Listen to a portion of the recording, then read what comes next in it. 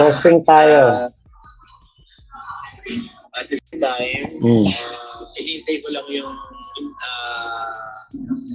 i-meet ko lang yung aking lawyer. Lawyer. Aking lawyer. At the same time, biyahe na tayo na North mamaya.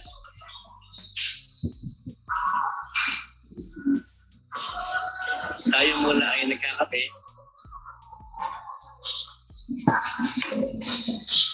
Kamusta na kaya? Kamusta na kaya siya?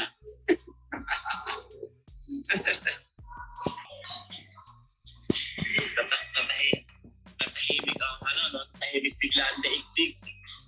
Ito po tayo. Crisan Gamulo, hello po. Tsaka hindi ako tawag ito. Hindi ako nagkakape ng mahal. Pagmura lang ako. Pang-nest ka ba?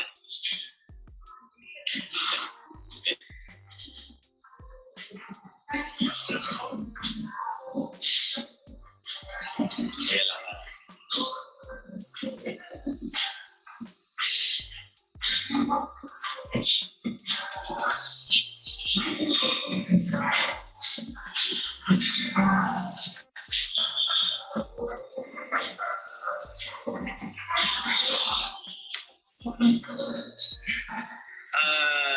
Sa bagay, ito pa comment, sabi niya, Pastor, may naitulong ba sa inyo si Epal M? Time na nasa... Wala. Sabi ko nga po, ito yan, I'm not asked anything or I am not received anything from him. Wala po. Bakit? Baka ito maisumbat. Baka kasi dumating yung time na yung mga tatanggapin ko, kulang na lang ipalabon sa akin sa mga hindi ka nice-nice na salita, mahirap yun. Kaya hindi ako tumatanggap ng bigay ng kahit kanino kung para sa akin. Kasi maliban talaga kung sinasabi niya, ito bigay ko para sa'yo. Ito binibigay ko. Walang halong paniningil ito in the future o walang halong panunumpat. Baka pwede. Pero uulitin ko, sagutin ko lang ito sabi niya kasi, ayoko kasi hindi talaga ako tumatanggap. Kasi, ayoko kasi dumating yung time na masumbatan ako, masabihan ako na napalamon ako, mahirap yun. Kaya, malakas ang loob ko kasi meron akong prinsipyo na pinanghahawakan na kaya ko yung sarili.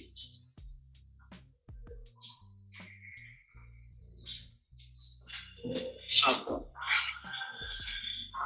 Kaya hindi po ako, wala po talaga ako na pakinabangan o wala akong hiningi, wala akong tinatawag na, wala po akong nakita.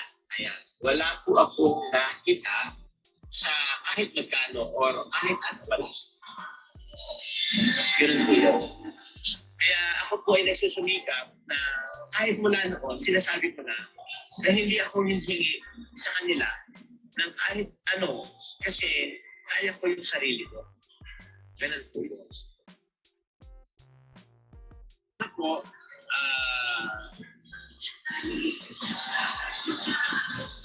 tawag nito, yung tawag po nito. Blanco tuloy ako. May binabasa kasi ako nito. Reply pa lang ha.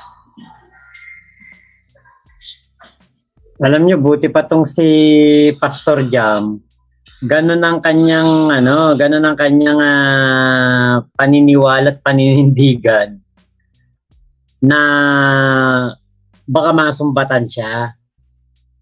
Tayo kasi, alam natin, nasundan natin ang istorya ni Kulaong at nakita natin dito sa mga nakaraang screenshot na pinakita ni Beno. Wala tong pake kung masumbatan siya, kung masabihan na hut-hutero, kung masabihan na budol, kung masabihan man siya na siya ay nanghihingi, na naging palamunin siya ng mga OFW. Actually, dinideny nga niya eh. naging palamunin siya ni Nay Karen Whitmore, ng Five Mommies na original mommies, ha. Alam mo yung si Kulaong, huling-huli na huling-huli na siya ay nambubudol, ng loloko, lumulusot pa. Hindi katulad nito si Pastor Jam, kahit papaano, nagtatrabaho na ang tama to, kahit papaano. Oh, buraot nga ate, yun. Buraot si Kulaong. Si Pastor Jam, kahit papaano, pastor, nagtatrabaho. Kumikilos, nagbabanat ng buto. Si Kulaong, nakita niyo ba nagbanat ng buto? Hindi Commander Balbas, pareho lang yan mga yan. Nagmamalinis lang din yan si Jam. Hindi. Hindi, tingin ko hindi. Kung si Jam ay meron din ginawang mga katarantaduan, bakit walang kaso? Kasi yun ang yun ang pamantayan ko . Kung talagang meron kang ginawang masama, ibig sabihin may kaso ka. Yun ang aking tinitignan diyan. Wala naman ako nabalitaang nakasuhan si Pastor Jam . Hindi katulad ni Kulaong, tad ng kaso. Si Jam umaamin sa nagawa niya at di daw siya perpekto, tao lang. Tama, Ate Risa Franco, Ate Modern Parents, nandyan na. Okay, Ate Agnes, alam niya na mapanumbat ang kapatid. Siya at kilala niya, mayabang ang kapatid niya. Kuya Henry, ayan, mega love shoutout, Pablo Natix family. Naku, nakakaligtaan ni Tolbongo basahin yung comment mo, Kuya Henry. Nakakalimutan sigurong basahin yung yung palipad mo. Okay, Kuya Relly Asistio, hello po. Ate Agnes, isa lang ang hulma ng mukha, di mo talaga maitatanggi. Kaya nga galit si Kulaong siguro kay Pastor Jam. Kasi hindi maitatanggi na kada makikita mo si Pastor Jam o kada lalabas si Pastor Jam sa SOCMED, it reminds na si Kulaong ay hindi Marcos. Diba? Yun yung aking naiisip. Kada lalabas si Pastor Jam o makikita ng tao si Pastor Jam, yun yung katotohanan na si Kulaong hindi Marcos. Bakit? Hayan ang mukha ni Pastor Jam mo, mangusin. Alam niya yung si Gilbert Jr. ba yun? Yung principal na sinasabi, yung nagkaroon din ng kaso, parang illegal fishing yata. Kung yun ang nagpanggap na Marcos, baka masabi mo pa, oo. May itsura to. Mas may itsura to kay Kulaong. Diba? Bobby Whitey Channel, pasalamat. Wala ako dyan sa Pinas. Makakatikim talaga sa akin si Kulaong ng sampiga. Tapos, kapatid niya may batok sa akin. Kung sa bagay, kayo po kung ayaw nyo kay Pastor Jam, wala naman ako magagawa dyan. Ako, hindi ko gusto si Pastor Jam. Hindi rin sa ayaw ko sa kanya. Neutral lang ako at natutuwa ako na nandyan si Pastor Jam. Bakit? Lumabas siya at sinosoplak niya ngayon itong katarantaduan ng kapatid niya. Tayo ang tayo ang nakikinabang niyan. Tayo yung kumbaga makakakita lalo, 'di ba? Parang merong buhay na ebidensya.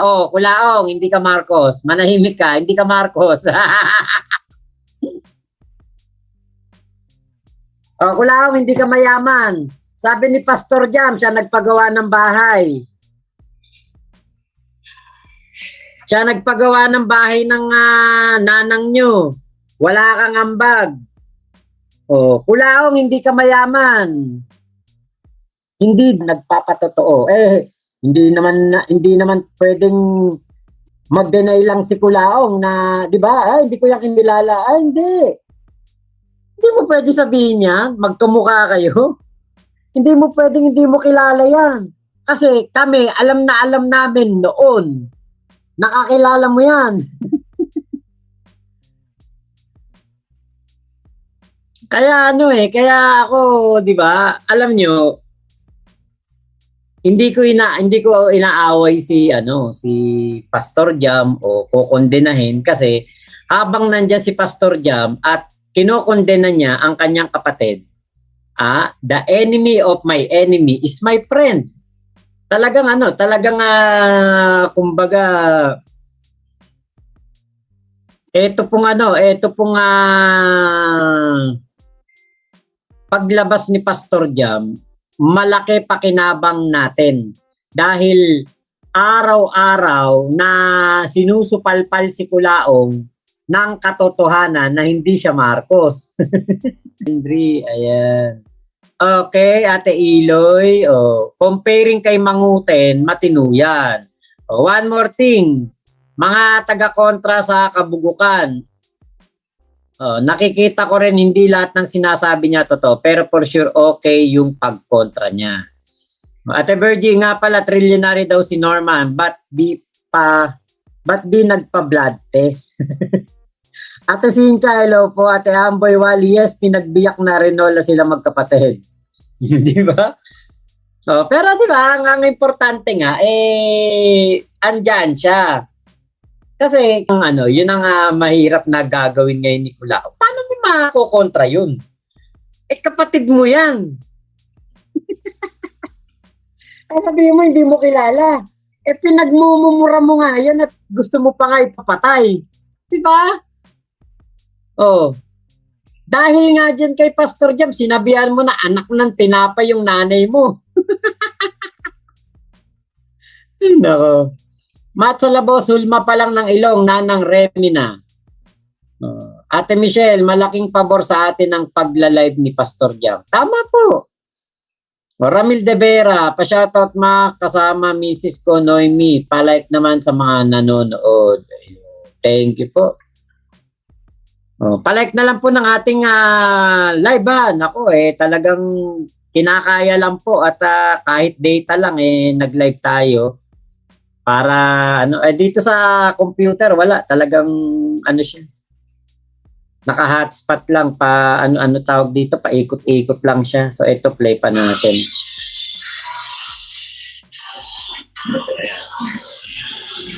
Kaya wala talaga ang ngayon. May mga i-recall lang siguro ako. Kasi medyo tawag dito. Hindi naman ako nakikipag-away na natural. Ako lang naman ay nandun sa tama na kapag kaya ko namang harapin, haharapin natin.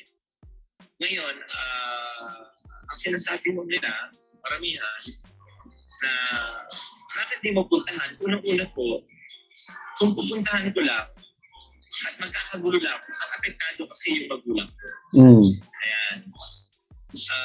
Kung pupunta kasi ako para makipag-away, ang unang apektado yung nanang ko. At yun yung iniingatan ko. Kaya alam nyo, dito kitang-kita kung sino ang mas mapagmahal na anak.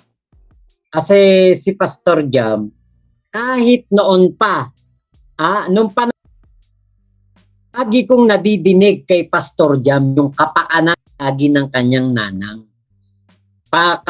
Kapakanan ng kanyang magulang palagi ang iniisip niya. Kayo, narinig nyo ba kay Kulaong yan, yung kapakanan na yan? Wala. Kailan lang natin nakita yung kapakanan na yan? Nung wala silang masilungan ni Casper, nangyari yung kay Igme.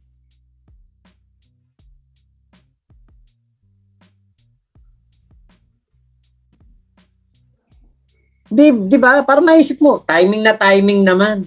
Nangyari yung kay Igme. May nakuhang tseke.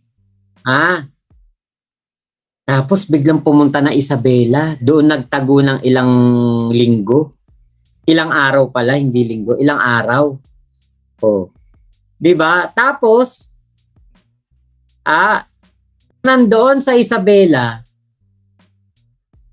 di ba nakita nyo, nagyabang ng nagyabang. Nag-angas ng nag-angas. Sinabi may caregiver, 2,400 sang araw. Wala naman daw pala. Ayon mismo kay Pastor Jam. Hindi. Magkapatid yan eh. Isa nanay niyan. Saka tama si Pastor Jam. Common sense. Si Nanang Remy hindi lumpo. Hindi inutil. Ang may caregiver, yung hindi nakakatayo. Parang nga nakakapagmadyong pa si Nanang Remy. Parang nagmamadyong pa. Paano masabing may caregiver? Diba? Tama yun. Ang inaalagaan ng caregiver, nakaiga na lang. Inusubuan na lang pag... Ayun, ako nag-ikot-ikot, no? Nag-ikot-ikot, nawawala yung aking signal. Kapit lang po kayo sa akin ha, kapag umikot-ikot ha, naka-data lang talaga po kasi ko eh. Ate Mayet, hello po. Nawala nga Kuya Henry kasi naka-data nga lang ako, nakita ko eh. Nag-ikot-ikot eh. Ay, naku, nangangate ulo ko dito sa ano na to. Alam nyo yung pagsisinungaling kasi ni Kulaong, napakadelikado niyan. Bakit? Kasi iniisip nga, syempre, kapag gano'n na sinasabi nitong si Kulaong, nanay niya may caregiver, 2-4 ang sahod. Ang kanyang nanang at tatang, maraming pautang. Ektarya ang lupain, maraming punong saging. Tapos meron pang sinabi si Kulaong, yung poste na pinagawa. Wala naman din palang pinagawang poste. Hindi naman pala totoo yung poste na yun.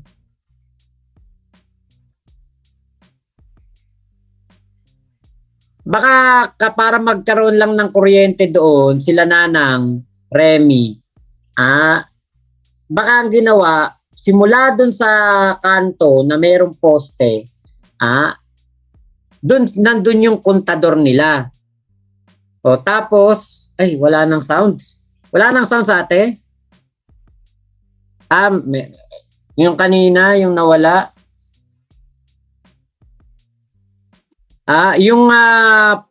Kasi ganun sa ganun yung ginawa sa Aliaga. Doon sa asawa ng tita ko. Malayo bahay nila doon sa may kuryente. Ngayon ang ginawa, ang kontador nila nandoon sa kanto. Sa papasok doon sa kanila, sila na ang naglatag ng wire. So simula doon sa kanto hanggang doon sa bahay nila, parang lagpas 1 kilometro pa ang wire na inilatag nila para lang sila magkakuryente. Hello po Ate Melanie, oo, mahal talaga ng ticket. Ayan, Ate Agnes, mas okay naman si Pastor Jam kaysa kay Kulaong. Si Pastor Jam ang nagpapatunay na isa siyang mangusim. Tama po.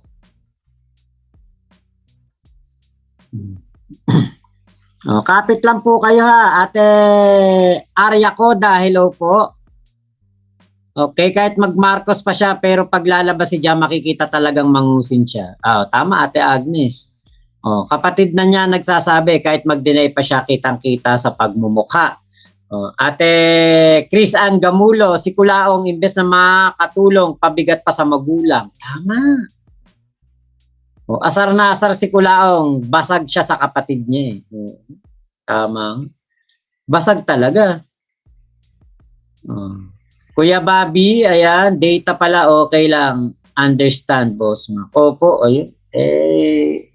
Pag mayari naman yung aking wifi, kung sakaling dumating yung technician bukas, ano tayo, magla-live na ako ng baka basta matapos to, magkaroon ako ng wifi bukas, kulaong time tayo bukas, kahit tanghali o hapon, ganun po gagawin natin.